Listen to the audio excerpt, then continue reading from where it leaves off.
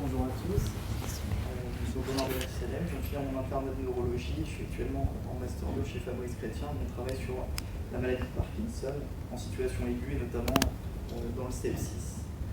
Alors on va essayer de faire un point sur la maladie de Parkinson en 2015 et pour ça commençons par savoir si éventuellement vous connaissez le point commun entre l'ancien boxeur Mohamed Ali, la couturière Sonia Rykiel, l'acteur Michael J. Fox ou encore feu le pape Jean-Paul II. Eh bien, toutes ces personnalités sont atteintes ou ont été atteintes de la maladie de Parkinson.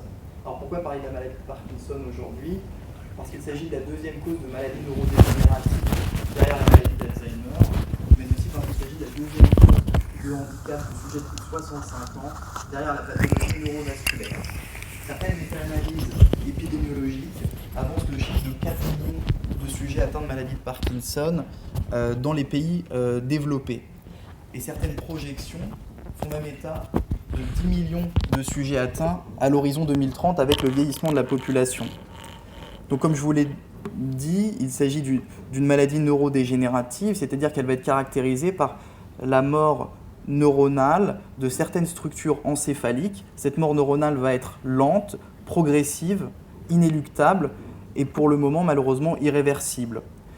On dit classiquement que c'est une maladie du sujet masculin, caucasien de plus de 50 ans. Je vous présente ici des coupes de mésencéphale autopsiques. Le mésencéphale, c'est la structure supérieure du tronc cérébral.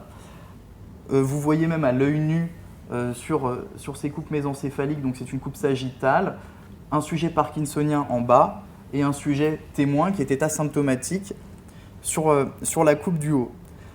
Donc on voit à l'œil nu une dépigmentation de cette structure mésencéphalique chez le patient parkinsonien par rapport au sujet contrôle. Cette structure, elle est incontournable dans la maladie de Parkinson, c'est la substantia nigra ou la substance noire.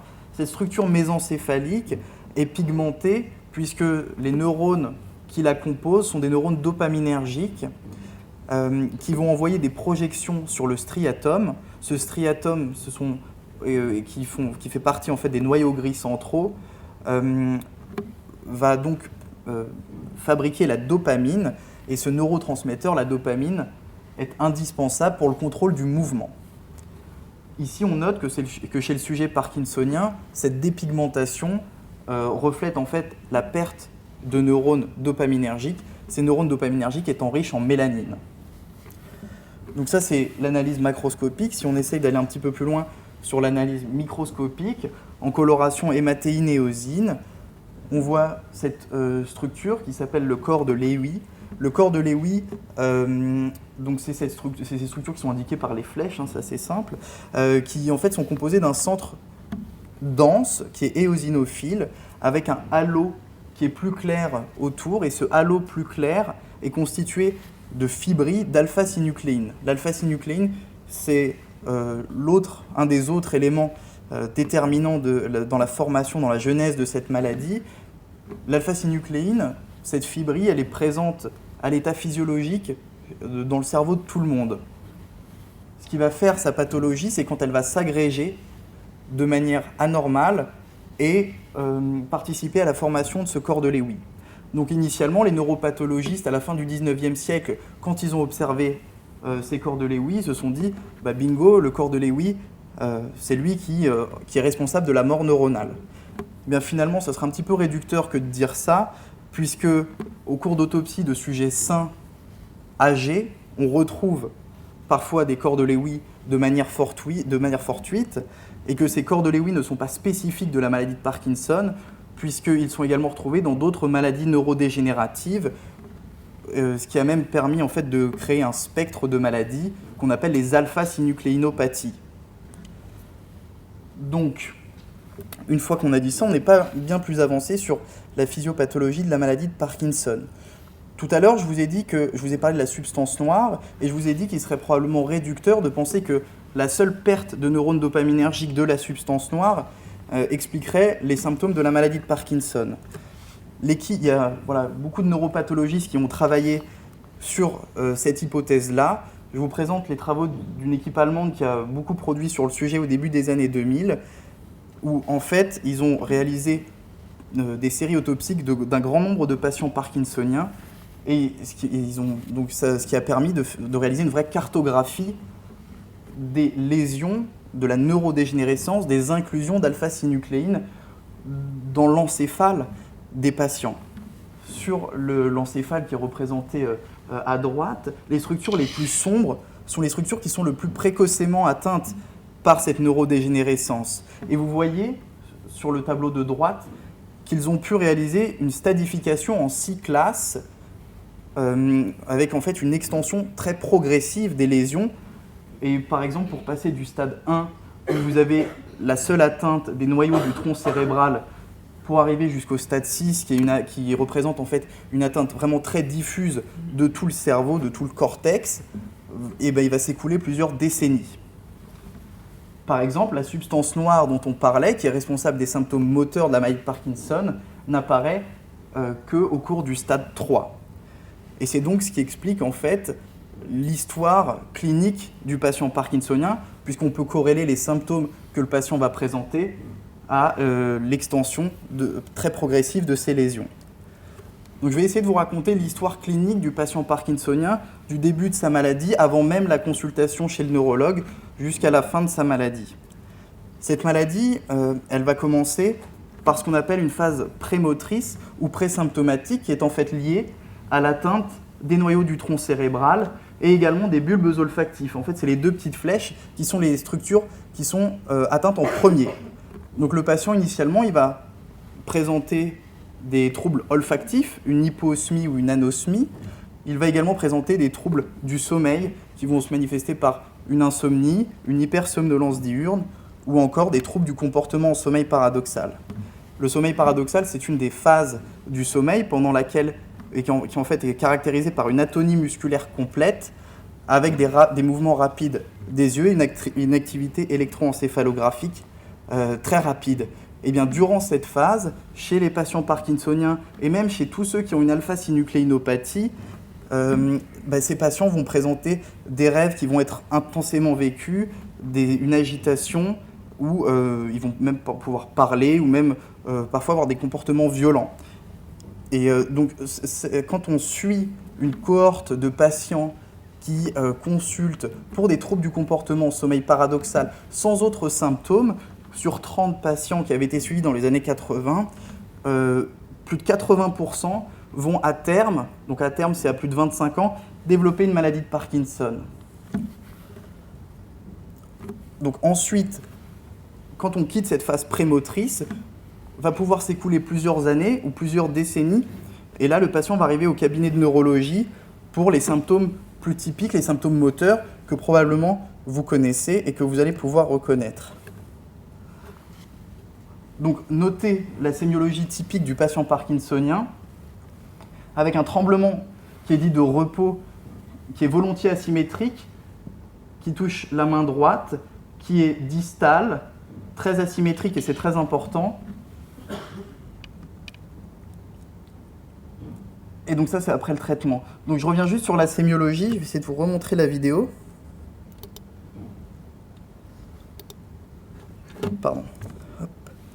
Voilà, donc notez la triade parkinsonienne, qui sont 3 symptômes qui s'associent. Le tremblement de repos de la main droite, cette akinésie, qui est vraiment le symptôme majeur, c'est-à-dire c'est une lenteur d'exécution, d'initiation du mouvement. Les troubles posturaux avec une marche qui est caractérisée à petits pas, et une perte du ballon du bras que, spontanément, on a tous. Pour finir sur cette triade parkinsonienne, on parle du tremblement de repos, de l'akinésie, donc cette fameuse lenteur d'exécution, et également une hypertonie, c'est-à-dire une rigidité qui est volontiers asymétrique. Vous voyez là le patient sans traitement. Ces symptômes moteurs sont liés à la déplétion en dopamine dont on parlait tout à l'heure. Après administration de dopamine, supplémentation de dopamine, vous voyez que la réponse thérapeutique est complète avec disparition de l'ensemble de ces symptômes moteurs. Alors effectivement, à ce stade-là, le patient va être de manière assez spectaculaire améliorée sur ces symptômes moteurs, puisque ces symptômes moteurs, comme je vous l'ai dit, sont liés à la déplétion dopaminergique. Parallèlement, et au cours des premières années de la vie, on parle même d'une phase de lune de miel, c'est-à-dire que les symptômes de la maladie sont parfaitement contrôlés par le traitement symptomatique. Parallèlement à ces symptômes moteurs, et du fait de l'extension progressive de la maladie, le patient va décrire également des symptômes non moteurs, qui vont se manifester par des signes neurocognitifs. Il n'est pas rare à ce stade-là que les patients présentent des hallucinations visuelles, auditives, une dépression ou un état, ce qu'on appelle de valence dopaminergique, c'est-à-dire tantôt une apathie, qui est plutôt liée à un état d'hypodopaminergie, et un état d'hyperdopaminergie, où là le patient va avoir un trouble du contrôle des impulsions qui va se manifester par des dépenses inconsidérées ou même une sexualité un petit peu débridée. Là, on est au bout d'une dizaine d'années après le début de ces signes moteurs, et on va malheureusement se heurter à un premier mur, une première impasse thérapeutique. C'est-à-dire que ces traitements dopaminergiques qu'on administre au patient et pour lequel le patient est nettement amélioré, et bien finalement leur effet il va un petit peu s'essouffler. Au bout d'une dizaine d'années, 80% des patients vont présenter des fluctuations de l'état moteur, c'est-à-dire qu'ils vont passer d'un état qu'on appelle on, où leur symptomatologie est parfaitement contrôlée par le traitement, et brutalement un état off, qui en fait est lié aux variations du taux plasmatique du traitement dopaminergique qu'on a administré. L'autre effet adverse, c'est les dyskinésies, qu'on pourrait un petit peu apparenter à un état d'hyperdopaminergie, comme si le patient était un petit peu trop stimulé sur le plan dopaminergique. Et donc là, vous voyez ces mouvements qui sont très amples, évidemment involontaires et incontrôlables, mais qui, paradoxalement, sont plutôt bien tolérés. À ce stade, les traitements oraux ne sont plus efficaces et on a alors 3 options thérapeutiques. L'objectif, c'est d'administrer le traitement, la supplémentation dopaminergique de façon continue pour éviter ces variations plasmatiques. On le fait soit par l'administration d'un traitement par voie sous-cutanée, c'est un agoniste dopaminergique qu'on administre par voie sous-cutanée et pour lequel le patient se promène avec une pompe reliée à une perfusion sous-cutanée, ou on administre la dopamine directement par une sonde de jéjunostomie dans le jéjunum. L'autre option thérapeutique qui a été développée au cours des années 90 à Grenoble, c'est la stimulation cérébrale profonde, qui consiste en l'implantation comme d'un pacemaker au niveau du thorax du patient, qui est relié à 2 électrodes qui vont aller léser un noyau précis, qui est le noyau sous-thalamique, et dont l'objectif, un petit peu grossièrement, est de rétablir la boucle de contrôle moteur entre le cortex et ces fameux noyaux gris centraux. Donc, à partir de là, le patient est nettement amélioré. Là, c'est le même patient après la stimulation cérébrale profonde, donc il a été opéré, et vous voyez qu'il ne présente absolument plus de fluctuations motrices ou de dyskinésie. Donc là, le patient est parfaitement contrôlé. Malheureusement, et alors ça, après plusieurs années ou plusieurs décennies, on se heurte à ce qu'on appelle la phase tardive ou la phase des signes axiaux. Ce sont des signes qui sont résistants à la dopamine et pour laquelle, pour l'instant, il n'existe pas de traitement efficace. Ces symptômes sont liés à la diffusion à l'ensemble de l'encéphale de la neurodégénérescence, des inclusions d'alpha-synucléine, et se manifestent par une atteinte de l'axe du corps et vont associer une démence, une dysarthrie, c'est-à-dire des troubles d'articulation, des troubles de la déglutition avec un risque de fausse route et éventuellement de pneumonie, et des troubles posturaux sévères avec un risque de chute. Donc là, le patient il a des troubles posturaux extrêmement sévères et on peut penser que s'il se promène comme ça chez lui, il chute à coup sûr. Donc malheureusement, l'évolution de ces patients, une fois cette phase atteinte, elle va se faire progressivement vers la grabatarisation. Encore une fois, là on est à plusieurs décennies après le début des symptômes moteurs et donc vraiment à distance du début de la phase prémotrice. Alors, quoi pour l'avenir ? De manière très, très pragmatique les études récentes qui sont parues, les traitements neuroprotecteurs, beaucoup ont été essayés, aucun n'a montré de preuve de son efficacité, que ça soit l'aminocycline, le coenzyme Q10, les glitazones, et je pourrais vous en citer des dizaines. Aucun traitement ne modifie de façon efficace le cours de la maladie. La thérapie génique, il y a un essai qui a été mené conjointement entre l'hôpital Henri Mondor et le Royaume-Uni, qui est paru l'année dernière dans une très bonne revue médicale, où les équipes de neurochirurgie avaient administré un lentivirus qui contenait les séquences codantes pour 3 enzymes qui limitent la production de la dopamine directement dans le striatum.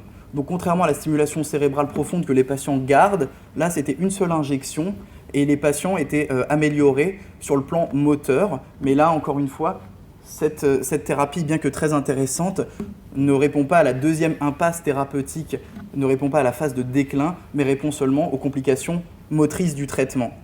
Enfin, pour finir, les deux sujets de recherche qui sont un petit peu chauds actuellement, la mise en place d'un vaccin contre l'alpha-synucléine, ces fibrilles dont je vous ai parlé initialement et qui sont impliquées dans la formation du corps de Lewy. Pour l'instant, des études ont été menées de manière assez efficace, mais pour l'instant seulement sur le rongeur. Il n'existe pas, pour l'instant, à ma connaissance, de vaccin prêt à être étudié chez l'être humain. Et enfin, les chélateurs du fer, dans les neurones de la substance noire, on s'est rendu compte qu'il y avait un excès de fer qui probablement favorisait la mort neuronale par l'augmentation de formation de radicaux libres et de l'augmentation du stress oxydatif. Donc cette équipe française a administré, c'est une étude Princeps, des petites doses de chélateurs du fer et a permis de mettre en évidence une amélioration motrice qui mérite d'être évidemment confirmée à plus grande échelle. Je vous remercie.